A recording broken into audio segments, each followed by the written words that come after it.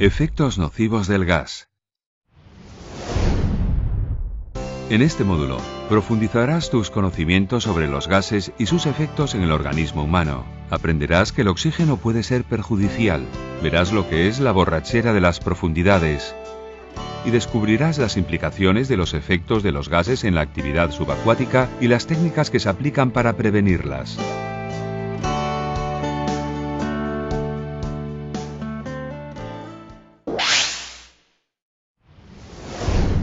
La presión parcial.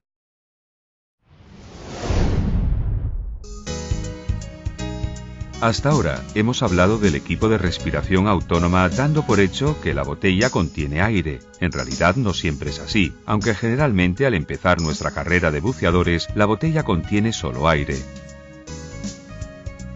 Pero, ¿qué tiene el aire común de nuestro planeta tan valioso para nosotros que lo respiramos en todo momento? El fluido, comúnmente llamado aire, no es un único elemento, sino una mezcla de varios gases. Oxígeno, nitrógeno y otros gases en menor cantidad. En el aire seco, es decir, sin vapor de agua, estos gases están presentes en distintos porcentajes. El 21% aproximadamente de oxígeno, el 78% aproximadamente de nitrógeno y el 1% aproximadamente para otros gases. El nitrógeno y los otros gases no participan en el metabolismo, por lo que a menudo se incluyen entre los gases inertes. Para evaluar la influencia de los gases en el cuerpo humano y en los otros cuerpos, no basta utilizar porcentajes. Muchos de los efectos producidos son proporcionales a la presión con la que se respira el gas, por lo que es necesario introducir un nuevo concepto que incluya ambos factores, la presión parcial. Es una mezcla de gas a una determinada presión. La presión parcial de un componente específico es la que tendría ese mismo gas si fuese el único en ocupar el volumen de toda la mezcla gaseosa. Por suerte, calcular la presión parcial es muy simple, ya que es un porcentaje de la presión absoluta de valor equivalente al porcentaje del gas. Por ejemplo, dado que en el aire el oxígeno representa el 21%, si el aire está a una atmósfera de presión absoluta, la presión parcial del oxígeno es del 21% de un atm, es decir, 0,21 atm. Durante la inmersión la presión absoluta aumenta. A 10 metros de profundidad vale 2 atmósferas, de manera que la presión parcial del oxígeno sería el 21% de 2 atmósferas, es decir, 0,42 atm.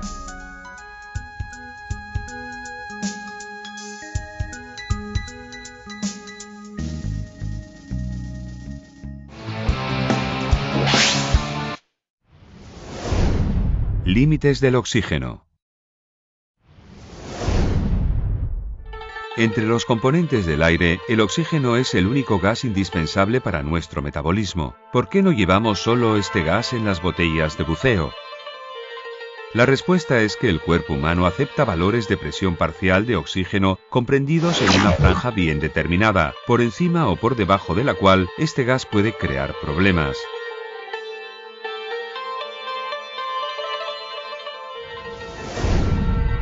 Una presión parcial de oxígeno inferior a 0,14 atm, situación conocida como hipoxia, no permite el correcto funcionamiento del cuerpo.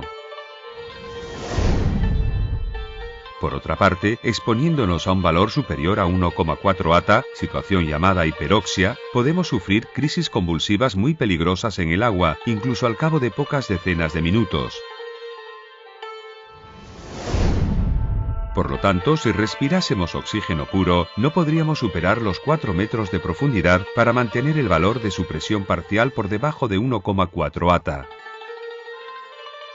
Respirando aire, en cambio, este valor se alcanza a una profundidad de 56 metros, muy por encima del límite máximo de la actividad subacuática recreativa. A pesar de su nombre, los gases inertes también producen efectos significativos en el cuerpo humano.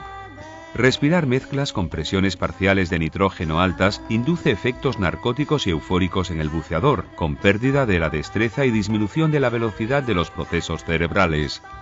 El efecto es similar a las secuelas de una borrachera, con una sensación de euforia que oculta el oscurecimiento mental. No es una casualidad que el comandante Cousteau, pionero del submarinismo moderno, llamara efecto Martini a este fenómeno. Su opinión era que el buceador actuaba como si hubiera bebido un cóctel de martini por cada 10 metros de profundidad. La narcosis de gas inerte es conocida también como la borrachera de las profundidades. Bajo su influencia, el buceador puede exponerse a situaciones sumamente peligrosas sin darse cuenta. Limitando tus inversiones a una profundidad de unos 20 metros, evitarás el problema de la narcosis. Si percibes sus síntomas, asciende algunos metros e irán disminuyendo progresivamente hasta desaparecer.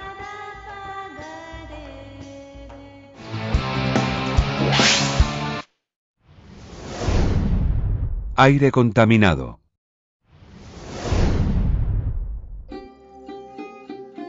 Hasta ahora hemos examinado el aire, dando por descontado que esta mezcla gaseosa fuese pura. En realidad, el aire que respiramos debajo del agua ha sido recogido en el ambiente externo e introducido en una botella con un compresor. Aunque los compresores están dotados de un buen sistema de filtración, algunos elementos contaminantes pueden acabar en sus botellas. Por ejemplo, si el aire está muy contaminado a causa de la polución de la ciudad o de los gases de escape de un motor de explosión, puede contener monóxido de carbono, ya que los filtros no logran retenerlo. Aunque en la superficie el aire contaminado puede respirarse sin comportar grandes problemas, a una cierta profundidad, donde la presión parcial del monóxido de carbono aumenta, puede provocar peligrosas consecuencias. Otra contaminación es la producida por los restos de aceite lubricante del compresor que se acumulan en el interior de la botella, contaminando el aire comprimido y dándole un sabor y un olor desagradables. Un simple control preventivo permitirá darse cuenta de ello, al salir un hilo de aire de la botella durante algunos segundos, manteniendo un pañuelo de papel delante del chorro de aire. Si el pañuelo toma un olor desagradable, el aire está contaminado.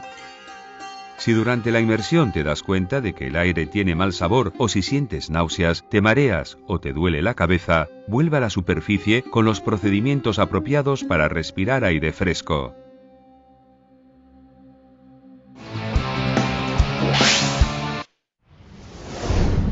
Solubilidad de los gases en los líquidos. Examinemos ahora la interacción de los gases con los líquidos.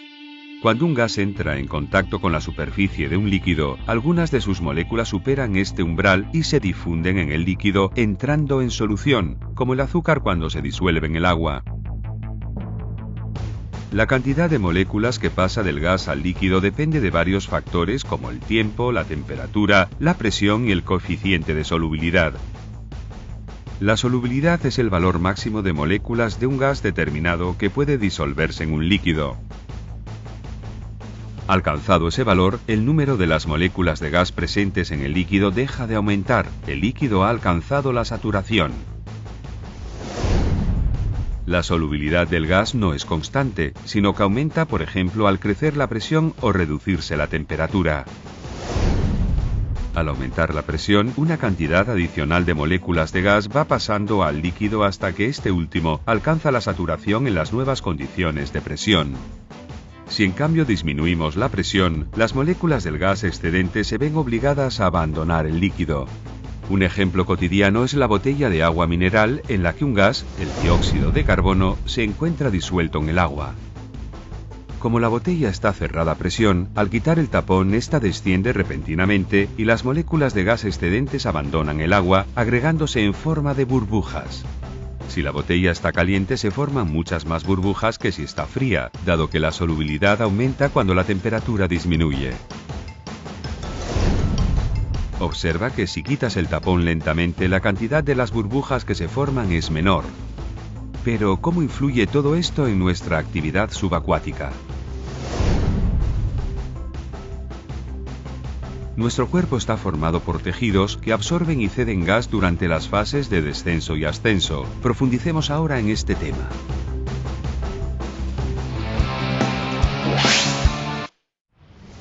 Patologías descompresivas. Los tejidos del buceador se comportan como la botella de agua mineral. Si la descompresión tiene lugar demasiado deprisa, puede producirse una rápida liberación de moléculas de gases inertes que podrían agregarse para formar burbujas. Si estas burbujas tienen dimensiones microscópicas, no crean problemas y se denominan burbujas silenciosas o asintomáticas. No obstante, al crecer su volumen y agregarse las burbujas, pueden alcanzar un tamaño capaz de obstruir el flujo de la sangre en algunas partes del cuerpo. Esta patología se conoce comúnmente con el nombre de embolia o enfermedad de descompresión. Existen varias formas de embolia, más o menos graves en función del tejido o del órgano que se ve afectado. Los síntomas de la embolia son varios y numerosos: agotamiento, hinchazón, dolor en las articulaciones, picor, manchas cutáneas, dolor de espalda, parestesia, dificultad de micción, parálisis, alteraciones de la vista, hemiparesia, tos insistente, dificultades respiratorias, etc. Hay otros factores individuales que aumentan el riesgo de embolia, como una edad avanzada, el tabaco, la obesidad, la presencia de enfermedades, heridas u otras lesiones y el consumo de alcohol o medicinas antes de la inmersión. En caso de presentarse algún síntoma de embolia, es conveniente respirar oxígeno puro en la superficie durante 1 o 2 horas. Si el oxígeno no basta, tras comprobar su disponibilidad, transportaremos urgentemente al buceador a la cámara hiperbárica más cercana para recomprimirlo. En cualquier caso, es necesario contactar al centro hiperbárico más cercano o una organización de asistencia médica para buceadores y seguir las instrucciones impartidas por el personal médico.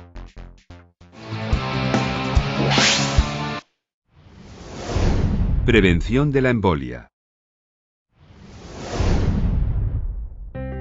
Gracias sobre todo al uso de los ordenadores de inmersión, hoy en día el riesgo de sufrir una embolia es muy bajo. Antes este inconveniente afectaba a los escafandristas y a los obreros que trabajaban debajo del agua en cámaras metálicas presurizadas. Los primeros estudios capaces de resolver parcialmente el problema se remontan a principios del siglo XX con la teoría del fisiólogo escocés Haldane.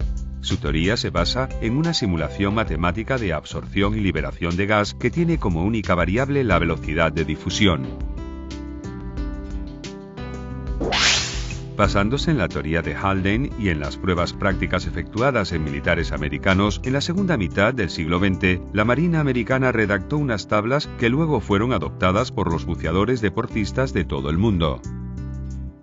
Los primeros ordenadores de inmersión se realizaron basándose en estos estudios y han logrado aumentar el grado de seguridad del buceador.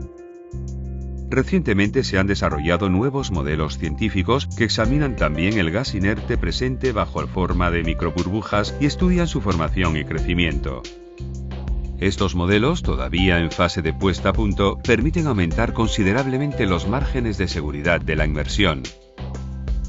En consecuencia, el mejor sistema para prevenir la embolia es utilizar un ordenador de inmersión, ser prudentes con respecto a los límites de profundidad, tiempo y velocidad de ascenso y mantenerse al día sobre estos temas.